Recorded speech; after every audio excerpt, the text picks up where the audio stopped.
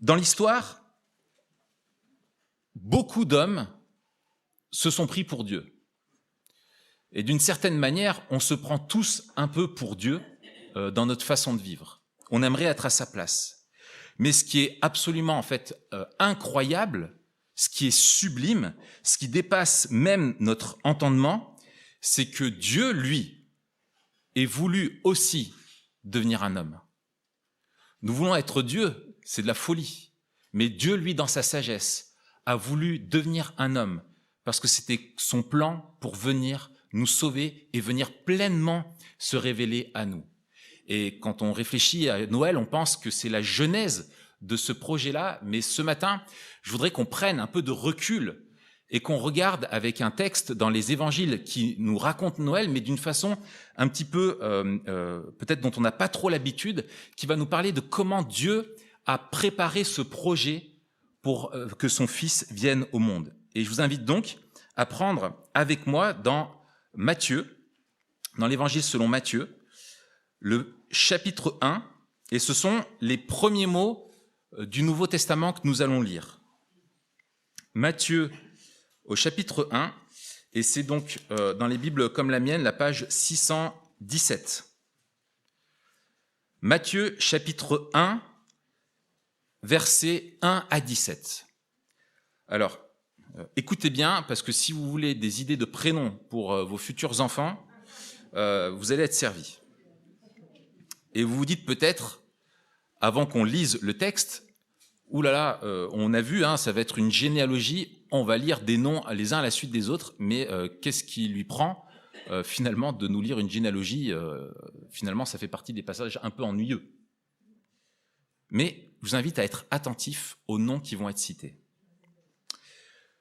Voici la généalogie de Jésus-Christ, fils de David, fils d'Abraham. Abraham eut pour fils Isaac. Isaac eut Jacob. Jacob eut Juda et ses frères. Juda eut Péretz et Zérak de Tamar. Péretz eut Estrom eut Aram. Aram eut pour fils Aminadab. Aminadab eut Nachon. Nachon eut Salmon. Salmon eut Boaz de Rahab. Boaz eut Obed de Ruth. Obed eut pour fils Isaïe. Isaïe eut David, donc le roi David. Le roi David eut Salomon de la femme d'Uri. Salomon eut pour fils Roboam.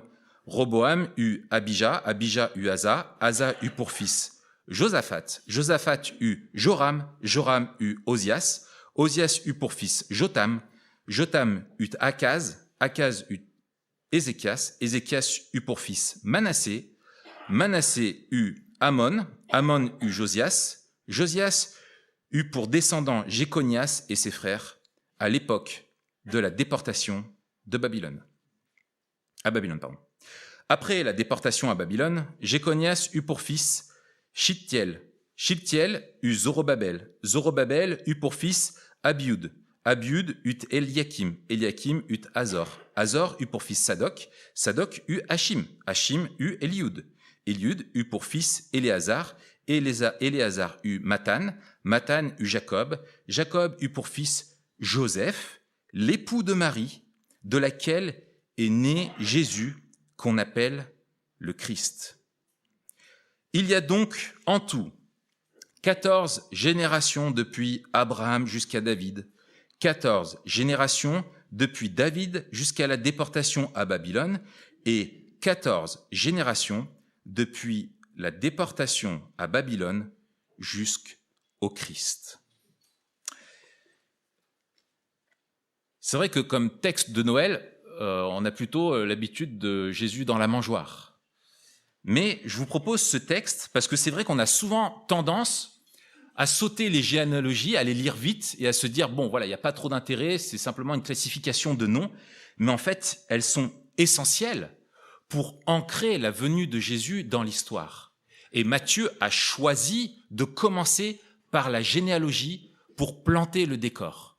Et vous savez, c'est comme dans tout film, quand on rate le début, finalement, on ne comprend pas trop à ce qui se passe derrière. Eh bien, Matthieu a voulu, lui, poser le décor. Et les rappels qu'il y a dans cette généalogie sont essentiels. Et il faut se poser les questions, en fait, pourquoi commence-t-il avec une généalogie alors que d'autres ne s'intéressent pas à la généalogie, comme on l'a vu avec Jean? Que nous apprend cette généalogie? Eh bien, je crois qu'il y a deux grands rappels de qui est Dieu et de ce qu'il fait. Et c'est deux trésors que l'on a et qui vont nourrir notre foi quand on va plonger nos regards dans cette généalogie. Le premier de ces grands rappels est que Dieu est fidèle à ses promesses. Dieu est fidèle à ses promesses. Et Matthieu a écrit la généalogie avec ce premier verset qui finalement résume, il nous dit, c'est comme s'il y avait deux noms dont il faut se souvenir, c'est Jésus, fils de David et fils d'Abraham. Et ensuite, il va développer cela. Que veut-il nous suggérer par le fait que Jésus est le fils de David et le fils d'Abraham? Eh bien, le passage résume en quelque sorte tout l'enseignement de l'Ancien Testament. Et ces deux personnages ont eu un rôle essentiel. C'était des charnières dans l'histoire de la rédemption, dans l'histoire du projet de Dieu de racheter et de se faire un peuple. David, le roi David, est à l'origine de la royauté sur la nation d'Israël, et Abraham est l'ancêtre de tous les Juifs, celui à qui Dieu a fait la première promesse. Et quand on parle de David et d'Abraham, on parle des deux plus grandes promesses de Dieu faites à son peuple qui viennent à l'esprit. Et quand un Juif du 1er siècle commençait à ouvrir l'évangile selon Matthieu et qui lit Jésus, fils de David, fils d'Abraham, il se dit « Oh oui, Dieu a été fidèle à ses promesses. » Fils de David, d'abord, cite Matthieu, eh bien, il rappelle la promesse faite au roi David 1000 ans avant la naissance de Jésus. David était le petit dernier d'une fratrie, mais Dieu avait choisi ce jeune homme, ce jeune berger, qui était rempli d'affection pour Dieu. Eh bien, Dieu est venu le chercher et l'a choisi pour qu'il devienne roi sur son peuple. Et David est présenté comme étant un homme qui était selon le cœur de Dieu. Un homme qui n'était pas parfait, nous allons le voir, mais qui aimait Dieu plus que tout et qui est toujours, dans toute sa vie, revenu à Dieu, même quand il a eu fauté lourdement. David aimait Dieu et le rôle que Dieu lui avait donné était d'être son représentant auprès de son peuple. Le roi devait diriger le peuple selon la volonté de Dieu et rappeler les commandements de Dieu au peuple et veiller à ce qu'il soit fidèle à Dieu. Et Dieu, quand il a choisi David, non seulement il l'a nommé comme roi, mais en plus, il lui a fait une promesse extraordinaire. Et David la répète plusieurs fois. Mais d'abord, je voudrais lire juste dans 2 Samuel, au chapitre 7, quand Dieu lui fait cette première promesse-là. Dieu dit ceci à David. Écoutez bien. « Je ferai surgir après toi ton descendant, celui qui sera issu de toi, et j'affermirai son règne. Ce sera lui qui construira une maison en l'honneur de mon nom, et j'affermirai pour toujours le trône de son royaume. Je serai pour lui un père, et il sera pour moi un fils. » Et c'est au 2 Samuel 7, et je lis le verset 16 aussi. « Ta maison et ton règne seront assurés pour toujours après toi.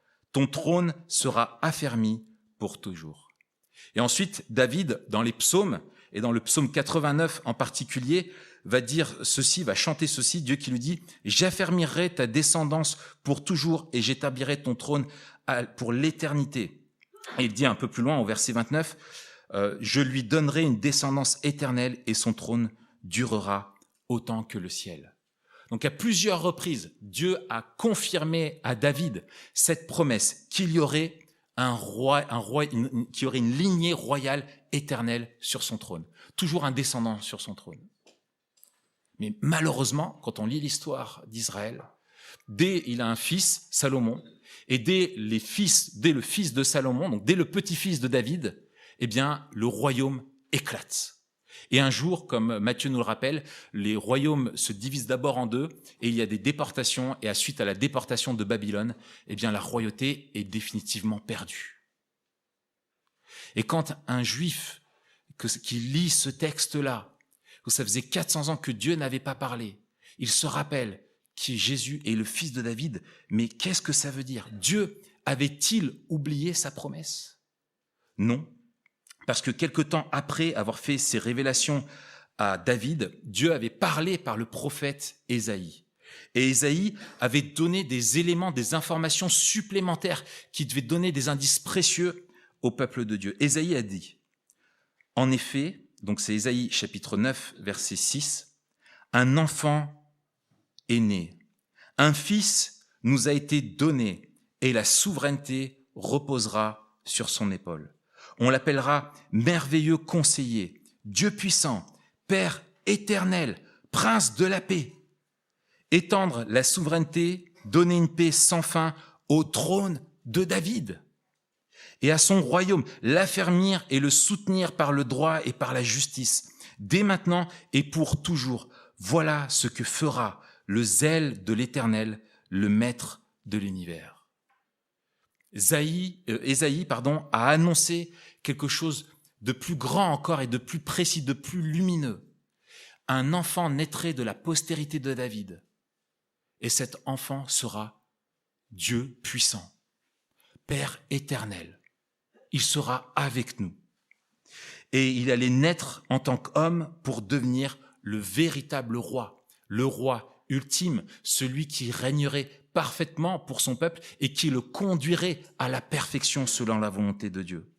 Et pendant des siècles, le peuple juif a dépéri, persuadé que Dieu avait finalement abandonné cette promesse, ou peut-être qu'il avait changé d'avis. Israël, au 1er siècle, quand Jésus est né, était tombé entre les mains de Rome, et au moment de la naissance de Jésus, comme je le disais, ça faisait 4 siècles que c'était le silence. Mais enfin, Jésus, le fils de David, tel qu'il est appelé dans tout l'évangile selon Matthieu, est né. Dieu s'est fait homme, il a accompli sa promesse. Jésus est l'ultime roi, le roi des rois, celui qui a toute autorité sur toute chose, celui qui vient vraiment délivrer son peuple de sa condition, de son péché et établir son règne sur lui. Matthieu commence en disant Jésus, fils de David. Dieu a accompli la promesse qu'il avait faite à David. Mais il est aussi fils d'Abraham. Et cette promesse faite à Abraham remonte à un temps plus ancien, à moins 2000 avant la venue de Jésus. Abraham, c'est incroyable parce que quand on lit l'histoire dans le livre de la Genèse, Abraham, c'était Monsieur Dupont. C'est Monsieur Dupont, c'est un homme lambda parmi tant d'autres. Mais Dieu a choisi cet homme qui vivait en Mésopotamie à l'époque. Il s'est révélé à lui et il l'a appelé à le suivre, à écouter ses promesses et à aller là où il voulait le conduire. Et Abraham a fait confiance à ce Dieu qui s'est révélé à lui, qui l'a choisi. Et Dieu a fait à Abraham une promesse à laquelle il ne s'attendait pas. Et il lui a fait la promesse que toutes les familles de la terre seraient bénies en toi. Il dit ceci au chapitre 12 dans le livre de Genèse. Et au chapitre 22, il dit « Toutes les nations de la terre seront bénies en ta descendance, parce que tu m'as obéi. » Dieu a promis à Abraham une descendance, et cette descendance sera en bénédiction pour toutes les familles, pour toutes les nations de la terre. Et la descendance d'Abraham allait former un peuple choisi par Dieu, pour préparer la venue du Messie qui serait une bénédiction pour toutes les nations. C'est-à-dire que toutes les nations seraient au plein bénéfice de son œuvre. Comme je disais, cette généalogie est là pour donner de la texture, pour donner de la matière à la naissance de Jésus. Et au 1er siècle, Israël était un peuple sans souverain. La lignée de David était sans roi et la promesse faite à Abraham n'était pas accomplie. Mais à la fin maintenant de la généalogie, au verset 17, Matthieu nous dit qu'il y a eu 14 générations depuis Abraham jusqu'à David, 14 encore de David jusqu'à la déportation à Babylone, et 14 générations depuis la déportation de Babylone jusqu'au Christ. Il introduit en donnant 2 personnages principaux, et ensuite il fait une conclusion en disant il y a eu des séquences précises. Et ces 3 divisions, cette division en 3 générations, C'est pas le hasard pour Matthieu. Il construit comme ça la généalogie parce qu'il veut que nous voyions 3 grandes étapes où en fait Dieu a été promesse. La première part d'Abraham jusqu'à David. Dieu avait promis à Abraham un peuple et ça aboutit à un roi, au roi David qui était donné pour ce peuple. Et de ce roi, finalement, qui est humain, on va jusqu'à l'échec de la déportation où la royauté, la descendance de David n'était pas à la hauteur. Mais en fait, il y avait un roi qui était attendu. Et on vient jusqu'à la naissance de David, du retour de la déportation jusqu'à la naissance de David. De Jésus, excusez-moi, oui, de Jésus. C'est bien, vous suivez. Donc Matthieu, au travers de cela, il veut nous montrer que Dieu gouverne souverainement, il dirige tout pour que l'histoire aboutisse à l'incarnation du Fils de Dieu parce qu'il est fidèle à ses promesses. Et ce n'est pas parce qu'il y a eu des problèmes dans l'histoire du peuple que Dieu a abandonné son peuple. Et ça nous amène à au deuxième grand rappel qu'on voit, il me semble, dans cette généalogie, c'est que Matthieu veut nous rappeler que non seulement Dieu est un Dieu fidèle à ses promesses, mais que Dieu est un Dieu rempli de grâce. Cette généalogie, c'est comme une photo de famille. Et je suppose que certains d'entre vous ont pu faire des photos de famille pendant ces temps de Noël. Et ces photos de famille, finalement, elles vont alimenter nos murs, on va afficher des belles photos, elles vont alimenter nos albums de souvenirs. Et je suis sûr que quand vous faites une photo de famille, vous vous habillez bien, vous voulez donner une bonne image de votre famille, hein, on est beau sur la photo, et on va afficher que les plus belles photos. Et si dans notre famille, il y a des personnes dont on est honteux ou des personnes qui ont fait du mal, c'est certainement pas elles dont on va mettre le portrait à l'entrée dans la maison. On sélectionne bien ce qu'il y a dans notre album de famille. Matthieu nous fait une photo de famille ici, un album, et cette généalogie, en fait, c'est l'album de famille de Jésus. Et qui, Matthieu, choisit-il de mettre en avant dans cette photo de famille ? On pourrait s'attendre à ce que la lignée d'un tel roi que Jésus comporte les plus beaux portraits de l'histoire d'Israël, les personnages les plus vertueux, les plus charismatiques, les grands héros. Et il y en a certains qui sont dedans. Mais ce que je vous propose, c'est qu'on regarde un petit peu de plus près certains personnages dans cette généalogie. Nous avons Abraham, Isaac et Jacob, les 3 grands patriarches d'Israël. Et franchement, quand on regarde de près le livre de la Genèse qui raconte leur histoire, eh bien, ils sont caractérisés souvent par un manque de courage, un manque d'intégrité. Ces générations sont les types d'une famille dysfonctionnelle. On a des fils préférés à d'autres, des conflits entre époux, entre belles familles, une famille qui est marquée par des problèmes de stérilité. On a même des frères qui complotent pour en tuer un. Et ça, c'est la famille de Dieu. Waouh! Et il nous dit qu'un des fils de Jacob, celui qui nous mentionne, celui qui est donc de la lignée de Jésus, celui que Dieu a choisi parmi les 12 fils qu'a eu Jacob, il a choisi Judas. Et Matthieu nous dit, Judas eut Péretz et Zérak de Tamar. Tamar était la belle-fille de Judas, elle avait été mariée avec un des fils de Judas. Et quand elle s'est retrouvée veuve, elle s'est prostituée, elle s'est déguisée en prostituée. Elle a séduit Judas. Judas est allé voir une prostituée qui, en fait, s'est avérée être sa belle-fille. Et ensemble, ils ont eu Péretz et Zérak. Vous imaginez une situation comme ça dans votre famille ? Le scandale, la honte. Mais c'est la famille de Dieu. Et puis on a un florilège de rois qui nous est présenté, parce que Matthieu s'intéresse à la lignée royale à partir de David. Roboam, le petit-fils de David, qui a divisé le royaume par sa folie. Abijah, Jotham, je passe parce qu'il y aurait de quoi dire des tartines sur leur vie et les mauvais choix qu'ils ont fait et leur infidélité. Akaz, alors lui, c'est terrible, alliance avec les Égyptiens, etc. Manassé, Amon et Jéconias, que Dieu a même maudit. Et Jéconias qui était le dernier au moment de la déportation. Mais on se dit, heureusement, il y a des bons rois dans cette lignée. Oui, il y a notamment le roi David. Mais regardez comment Matthieu nous parle de David. Il ne met pas en avant le charisme de David ou à quel point c'était un homme vertueux. Il dit, le roi David eut Salomon de la femme d'Uri. Donc il y a un homme qui a un enfant, mais de la femme d'un autre. Et en fait, David met un coup de stabilo sur un élément dans la vie de David, c'est un de ses graves péchés. Pourquoi ? Parce que en soulignant qu'il est qu'il a eu Salomon de la femme d'Uri, eh bien il rappelle que David avait couché avec la femme d'un de ses amis, un de ses principaux généraux, qu'elle était tombée enceinte, et que pour cacher ce péché-là, David a fomenté un complot pour faire tuer son propre général. Et finalement, Dieu a dévoilé son péché et l'a confronté. Pourtant, c'est de cette femme-là, qui était à la base un adultère, où il y avait tout un complot, que Dieu a choisi parmi les différentes femmes qu'avait eu le roi David, c'est elle que Dieu a choisi pour donner Salomon, qui serait dans la lignée du Messie.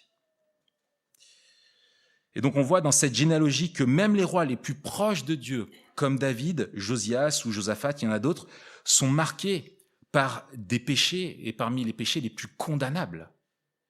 Quelle honte dans une famille. Vous imaginez encore un David Gate dans votre famille ? Et puis, il y a également la mention surprenante de certaines femmes. Alors déjà, quand on s'intéresse aux généalogies, qu'il mentionne des femmes, c'est déjà très surprenant, parce que c'est quelque chose qui ne se faisait pas. Et on aurait pu s'attendre, s'il mentionne des femmes, à des grandes figures encore dans l'histoire d'Israël. Peut-être les matriarches, vous savez, Sarah, Rebecca, Léa, etc.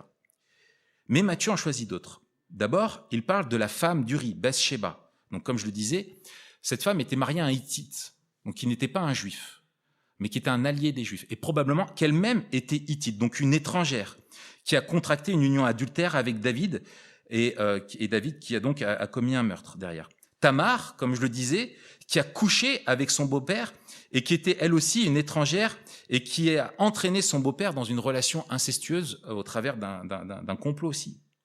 Rahab, qui était une prostituée de la ville de Jéricho, une des villes qu'Israël devait conquérir, et qui s'est intégrée, qui s'est associée à Israël et a aidé Israël à conquérir la ville, et qui a rejoint le peuple de Dieu, qui a été intégrée dans ce peuple de Dieu. Et cette femme, une étrangère, prostituée, qui a rejoint le peuple de Dieu parmi toutes les femmes qu'il y avait, c'est elle que Dieu a choisie pour être l'ascendante de Jésus.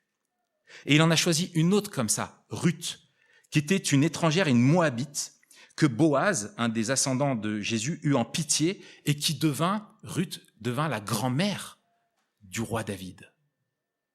Waouh! Et si Matthieu montre une belle place à ces femmes, qui plus est des étrangères, il montre que la promesse à Abraham que sa descendance serait une bénédiction parmi toutes les nations était quelque chose qui déjà a commencé dans l'Ancien Testament, où Dieu intégrait des personnes étrangères, en plus parmi les plus méprisables au regard des hommes, il les a intégrées déjà dans la lignée même du roi des rois, Jésus.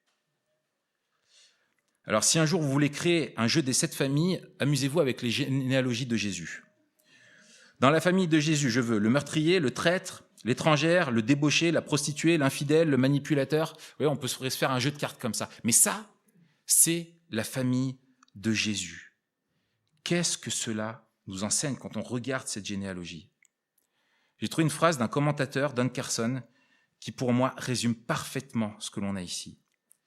Il dit « La grâce ne coule pas dans le sang, mais la providence de Dieu ne peut être trompée ou déjouée. » Et on voit dans cette généalogie que ce n'est pas de père en fils qu'il y a des personnes vertueuses, mais que Dieu a intégré dans cette généalogie, malgré les péchés, malgré les fautes, dans sa providence, il a choisi et personne ne pouvait déjouer son plan jusqu'à ce qu'arrive celui qui avait été choisi pour être le père adoptif de Jésus, un des descendants de David, Joseph, et pour que le Messie naisse. C'est cette famille que Dieu a sélectionnée. Et si Dieu a choisi le peuple d'Israël, et en particulier cette famille, pour être les ancêtres du Messie, ce n'est pas à cause de leur qualité, mais parce qu'il a choisi d'aimer des gens qui ne le méritaient pas. S'il a été fidèle pour conserver génération après génération ses promesses, c'est parce qu'il voulait conduire l'histoire jusqu'à la venue d'un sauveur. Et par cette chronologie, Dieu veut nous rappeler la nécessité pour l'homme d'avoir un sauveur. Car même lorsque Dieu s'est révélé à lui, même lorsqu'il lui fait les plus grandes promesses, l'homme n'est pas capable de tenir ses promesses. Il faut que Dieu lui-même tienne ses propres promesses et qu'il les accomplisse. Et Dieu le Père aurait pu faire naître Jésus dans une famille riche, dans une famille puissante et respectée à son époque. Ça aurait peut-être pu faciliter la vie de Jésus. Mais là encore, la question n'est pas de savoir ce que Dieu aurait pu faire, mais ce que Dieu a choisi de faire. Et il y a un adage bien connu, vous savez, qui dit « on choisit ses amis mais pas sa famille ». Mais Dieu, lui, a choisi cette famille-là. Et par ses choix, Matthieu veut nous montrer que Jésus, en devenant homme, s'est humilié en naissant dans une étable. Mais en réalité, son humiliation, son abaissement commence avant sa naissance par tous ses ascendants, par la famille que Dieu a choisie. Avant même de venir, il s'est humilié. Et en devenant homme, le Fils de Dieu a décidé de tout partager de notre humanité et de ses pires traits, de son pire côté obscur.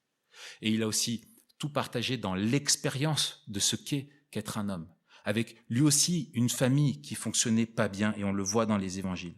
Et Jésus a tout partagé de notre humanité jusqu'à ce qu'il y a de pire, jusqu'à la mort.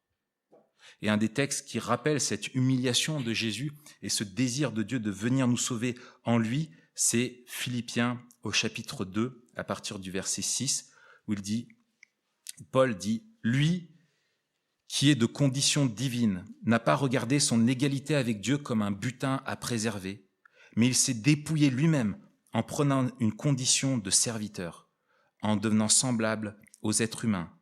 Reconnu comme un simple homme, il s'est humilié lui-même en faisant preuve d'obéissance jusqu'à la mort, même la mort sur la croix. » Sa naissance était son entrée dans un long couloir de la mort. Et toute sa vie, Jésus a vécu dans ce couloir de la mort. Et il a vécu dans ce couloir de la mort en menant une vie parfaite, en accomplissant les promesses du Père, en révélant quel était le cœur du Père. Et cette vie l'a conduit à une mort qui était bien particulière. D'abord parce qu'elle était son choix, sa décision qui remontait avant la fondation du monde, mais parce que sa mort était aussi son cadeau. Il est venu mourir pour porter la condamnation de quiconque croirait en lui. En Matthieu 20, verset 28, dans le même évangile selon Matthieu, Jésus dit ceci : « C'est ainsi que le Fils de l'homme est venu, non pour être servi, mais pour servir et donner sa vie en rançon pour beaucoup. » L'apôtre Paul dira en Tite chapitre 2, « Il s'est donné lui-même pour nous, afin de nous racheter de toute faute et de se faire un peuple qui lui appartienne, purifié et zélé pour de belles œuvres. » La venue de Jésus, son identification totale à l'humanité, à ce qu'elle a de moins reluisant, sa mort, sa résurrection donne un espoir à toutes les familles de la terre. Toutes les familles de la terre ont un espoir en Jésus, parce que c'est la bonne nouvelle que Dieu veut adopter des personnes de toutes les familles dans sa famille. Aucune famille n'est trop sombre, aucune famille ne traîne de trop lourds fardeaux pour que la grâce de Dieu ne puisse rien y faire. Dieu veut faire de nous ses enfants et il a rendu cette adoption possible en se réconciliant avec nous, en envoyant son propre Fils mourir afin d'adopter tous ceux qui placeraient leur foi en lui et qu'ils fassent partie de sa famille. Dieu veut se construire une famille et la généalogie de Matthieu nous rappelle cela. C'était une promesse faite à Abraham parmi toutes les nations, une promesse faite qui passerait par David. Ce serait un roi qui viendrait sauver ce peuple, le libérer. Et Jean, dans le passage que nous avons lu tout à l'heure, nous dit ceci : « Mais à tous ceux qui l'ont accepté, à ceux qui croient en son nom, il a donné le droit de devenir enfants de Dieu. » C'est le cadeau que Dieu nous a fait. Il a donné son Fils afin de gagner des fils et des filles, afin d'adopter dans sa famille. Et nous entrons dans sa famille, son Église, une communauté qui, au bénéfice d'un amour de Dieu qui remonte avant la fondation du monde, un amour qui est nourri par une grâce éternelle, un amour envers et contre tout. Et finalement, cette généalogie donne de l'espoir à chacune de nos familles. Quand on regarde à vue humaine, on sait tous qu'on a des relations qui sont difficiles. On sait qu'on vit des choses où, dans certaines familles, on connaît les pires trahisons, les pires atrocités dans le monde se passent souvent dans la cellule intrafamiliale. Mais Don Carson rappelait, la grâce ne coule pas dans le sang. La grâce vient de Dieu. Et c'est pour ça qu'il y a un espoir pour toutes les familles. Parce que le salut de nos familles ne dépend pas de nous ultimement, mais de celui qui est le Père et qui a envoyé son Fils et qui invite chacune des familles à être adoptées, où chacun peut se retourner vers lui et rencontrer qui est le Père et faire partie d'une famille qui est faite de toutes les nations. Et cette généalogie nous révèle la protection souveraine de Dieu sur la postérité d'Abraham et de David, afin que s'accomplisse au moment fixé la promesse de sauver parmi toutes les nations quiconque croit en lui, afin de pouvoir devenir son enfant. Voici pourquoi Matthieu commence avec une généalogie, pour rappeler que les promesses de Dieu et sa grâce sont valables pour tous.